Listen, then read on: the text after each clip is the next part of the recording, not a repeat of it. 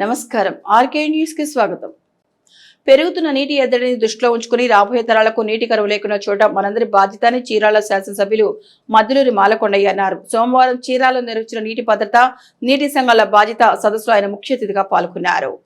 ఈ సందర్భంగా ఎమ్మెల్యే మాట్లాడుతూ గతంలో ఇంటి నిర్మాణ సమయంలోనే ఇంకుడు గుంతలు తప్పనిసరిగా ఉండాలని నిబంధన గుర్తు చేస్తూ నీటి నిల్వలపై ప్రతి ఒక్కరూ బాధ్యతగా వ్యవహరించాలని కోరారు. రాష్ట్రంలోని పోలవరం, నాగార్జునసాగర్, శ్రీశైలం, హంద్రీనీవా వంటి కీలక ప్రాజెక్టుల ద్వారా నీటి నిల్వ సామర్థ్యాన్ని పెంచేందుకు ప్రభుత్వం కృషి చేస్తోందని తెలిపారు. ముఖ్యంగా చీరాల మున్సిపాలిటీ పరిధిలోని చెరువులను పునరుద్ధరించి వాటిలో నీటి నిల్వలను పెంచేలా అధికారులకు మార్గదర్శకాలు జారీ చేసినట్టు ఆయన వెల్లడించారు.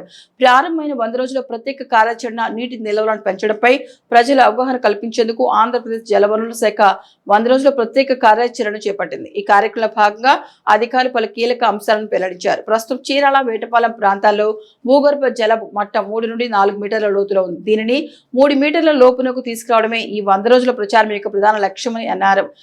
గ్రామాన నీటి పొదుపుపై చైతన్య కార్యక్రమం నిర్వహించి వర్షపు నీటి భూమిలోకి ఇంకింప చేసే పద్ధతులు వివరించున్నారు. నీటి సంరక్షణతో పాటు పచ్చదనాన్ని పెంపొందించడం ద్వారా పర్యావరణ సమతుల్యతను కాపాడాలని పిలుపునిచ్చారు. చివరగా ప్రభుత్వ ప్రయత్నాలకు ప్రజల సహకారం తోడైతేనే అద్భుత ఫలితాలు వస్తాయని, ప్రతి ఒక్కరూ తమ ఇళ్ల వద్ద వర్షపు నీటిని వృధా చేయకుండా నిల్వ చేసే పద్ధతులను పాటించాలని అధికారులు కోరారు.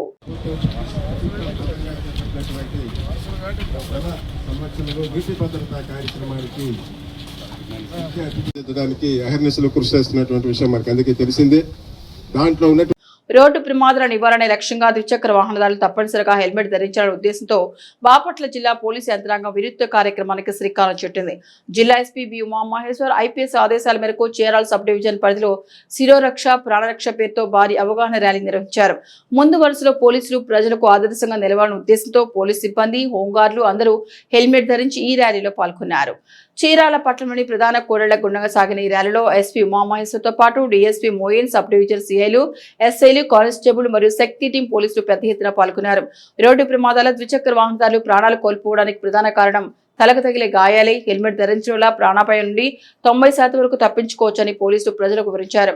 గత కొన్ని నెలలుగా జిల్లాలో జరుగుతున్న ప్రమాదాలను విశ్లేషిస్తే హెల్మెట్ లేకపోవడం వల్లనే ఎక్కువ మరణాలు సంభవిస్తున్నాయి. అందుకే వచ్చే 10-15 రోజుల పాటు విద్యార్థులు, యువత, ప్రభుత్వ సిబ్బంది మరియు సామాన్య ప్రజలు హెల్మెట్ ప్రాధాన్యతపై విస్తృత అవగాహన కల్పిస్తాం. కేవలం చట్టం కోసమో, జరిమానాల కోసమో కాకుండా మీ కుటుంబ క్షేమం కోసం హెల్మెట్ ధరించాలి.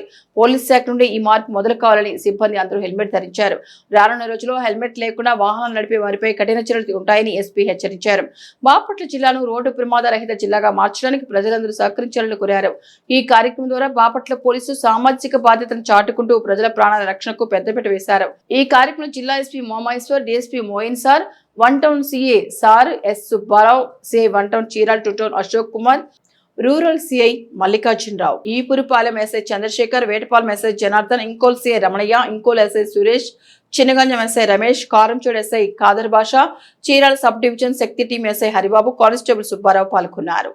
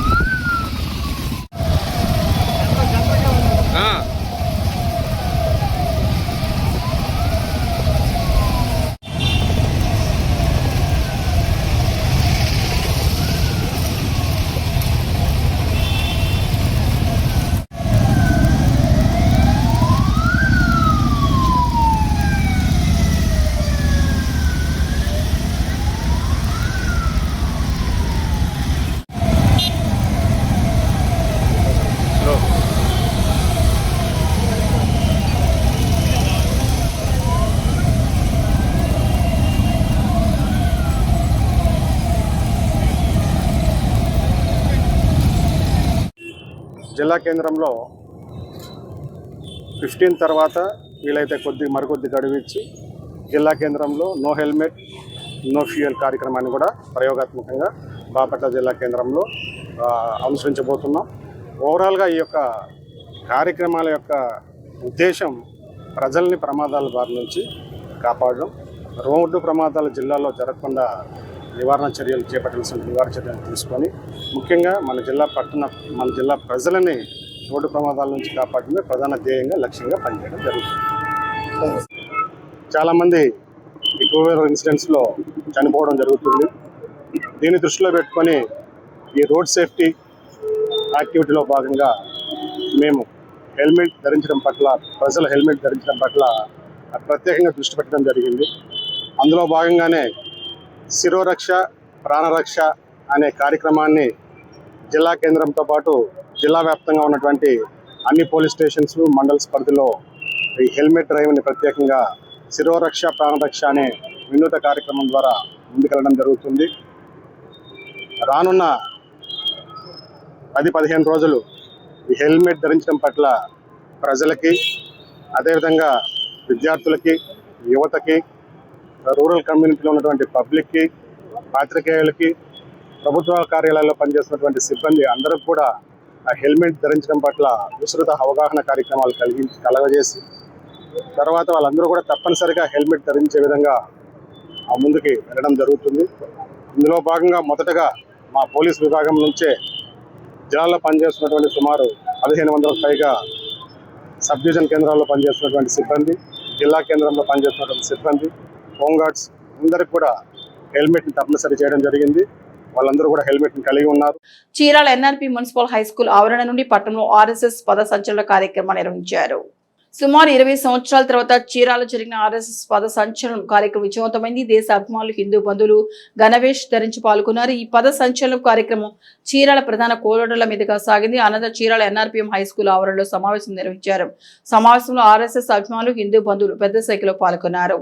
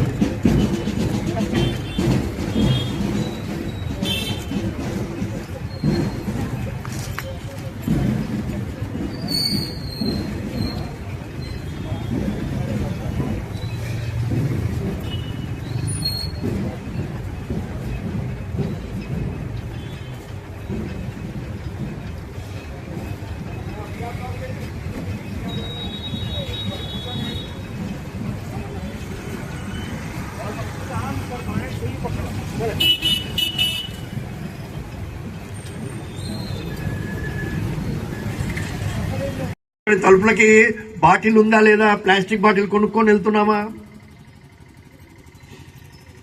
ఆలోచించాలి. ఒకటి ప్లాస్టిక్ని భూమి కన్న తల్లి భారతమాత భూదేవి విష్ణుపత్ని నమస్తుభ్యం పాదస్పర్శం క్షమస్వమే ఇటువంటి పవిత్రమైనటువంటి దేవత అయినటువంటి భూదేవిని రసాయనాలు వేసి, నీరు వృధా చేసి, చెట్లు నరికేసి, ప్లాస్టిక్ వేసి ఈ భూమాతను బాధ పెడితే ఎంత శోషిస్తుంది, ఎంత బాధపడుతుందండి. మన దీవిస్తుందా, శపిస్తుందా? నీటిని వృధా చేయకూడదు, పొదుపుగా వాడాలి. ప్లాస్టిక్ని వాడకూడదు. వాడినటువంటి పొరపాటున వాడినటువంటి పాల ప్యాకెట్ దగ్గర నుంచి భూమిలో పడకుండా ఏ విధంగా దాచిపెట్టాలి, దాన్ని ఈకో బ్రిక్ అన్నారు తయారు చేయాలి. Chirala Saint Johne's college of engineering and technology data science విభాగంలో 2025 సంవత్సరంలో బీటెక్ పూర్తి చేసిన విద్యార్థి యూనివర్సిటీ గోల్డ్ మెడల్ సాధించినట్లు కళాశాల సెక్రటరీ వనమ రామకృష్ణారావు, కరెస్పాండెంట్ శ్రీమతి లక్ష్మణరావు తెలియజేశారు. ఇటీవల జవహర్లాల్ నెహ్రూ సాంకేతిక విశ్వవిద్యాలయం కాకినాడ వారు నిర్వహించిన 12వ స్నాతకోత్సవంలో 2024-25లో అనుబంధ కళాశాలలో బీటెక్ పూర్తి చేసిన విద్యార్థులు అత్యధిక మార్కులు సాధించినందుకు బంగారు పథకంలో బహుకరించారని కళాశాల principal doctor K Jagadish Babu తెలిపారు. ఈ స్నాతకోత్సవానికి హాజరైన యూనివర్సిటీ ఛాన్సలర్ మరియు Andhra Pradesh governor S Abdul Nazeer, JNTU university vice chancellor doctor CHSRK Prasad చేతులుగా ఈ గోల్డ్ మెడల్ను పటాల విషయం అందజేశారని డేటా సైన్స్ విభాగాధిపతి డాక్టర్ కె సుబ్బారావు తెలిపారు. భవిష్యత్తులో కళాశాల విద్యార్థులు పటాన్ రష్యాను ఆదర్శంగా తీసుకుని యూనివర్సిటీ ర్యాంకులను సాధించాలని ఆకాంక్షించారు. ఈ సందర్భంగా పటాన్ రష్యా మాట్లాడుతూ కాలేజీలోని అత్యాధునిక ల్యాబ్ సదుపాయం, నిష్ణాతులైన అధ్యాపకులు, కాలేజ్ మేనేజ్మెంట్ వారి సహాయ సహకారంతో తాను గోల్డ్ మెడల్ సాధించిందని తెలిపారు. ఈ సందర్భంగా జరిగిన అభినందన సభలో doctor C Subbarao, director Vanama Doranal Sainath, director RV Ramanamurthy, manager, వివిధ విభాగాధిపతులు, అధ్యాపక మరియు అధ్యాపక సిబ్బంది మరియు విద్యార్థులు పటాన్ రష్యాకు అభినందనలు తెలియజేశారు. వేటపాలెం మండలం కొత్తపేట శ్రీనివాసపురంలోని శ్రీ సీతారామ మందిరం వద్ద శ్రీరామనవమి ఉత్సవాల్లో భాగంగా వసంత సేవ అత్యంత వైభవంగా నిర్వహించారు. పట్టణంలో తేడా లేకుండా ప్రతి వీధి ప్రతివాడ రామనామ స్మరణతో మారుమోగుతోంది. ప్రత్యేకంగా ఏర్పాటు చేసిన చదువు పందుల కింద శ్రీరామనవమి ఉత్సవాలను వైభవంగా నిర్వహిస్తున్నారు. ఉత్సవాల భాగంగా కొత్తపేట శ్రీనివాసపురంలోని శ్రీ సీతారామ మందిరం వద్ద చిన్నారులు, యువకులు, పెద్దలు తారతమ్యం లేకుండా రంగులు చల్లుకుంటూ డప్పు వాయిద్యంతో నృత్యాలు చేస్తూ కోలాహలంగా సీతారాములను పల్లకిలో గ్రామ వీధిలో ఊరేగింపు చేశారు. ఊరేగింపు ఆశాంతం రామనామ స్మరణతో మారుమోగింది. దీంతో ఆ ప్రాంతమంతా ఆధ్యాత్మిక శోభ సంతరించుకుంది. కార్యక్రమం ఆలయ కమిటీ సభ్యులు, గ్రామస్తులు, మంత్రులు తదితరులు పాల్గొన్నారు.